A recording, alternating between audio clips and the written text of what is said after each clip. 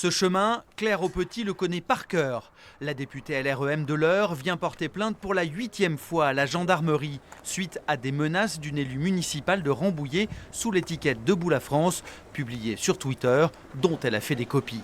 Mardi, sa permanence avait déjà fait l'objet de dégradations. Les mots CETA et Mercosur, du nom de traités commerciaux, pourraient faire penser à une action du monde agricole. Pour moi, ce ne sont pas les agriculteurs.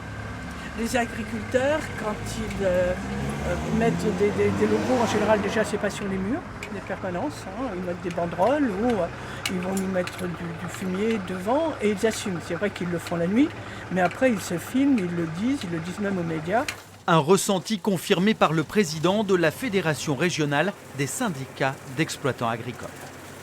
Quand on tag les organisations agricoles, on prend toujours de la bâche et on tag sur une bâche. Ça peut être des agriculteurs, mais ce n'était pas sur un mot d'ordre de la FNSEA, des jeunes agriculteurs en l'occurrence, qu'on a dit d'aller taguer.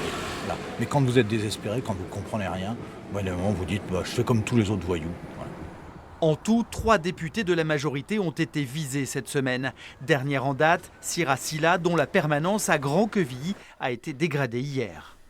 Ce type de comportement n'est pas acceptable. Il y a plusieurs inscriptions, vous les avez vues, gilets jaunes, on a des symboles néo-fascistes, je ne sais pas. Mais tout ce que je peux dire, c'est que ces personnes, si elles croient que par ce qu'elles ont fait, elles vont me faire peur, eh ben non, elles ne me feront jamais peur. Moi, j'ai toujours voté en mon âme et conscience. Via un SMS, le représentant rouennais des Gilets jaunes, François Boulot, déplore toute dégradation matérielle ou violence, mais il précise que la politique injuste de l'exécutif alimente le climat de colère que connaît notre pays.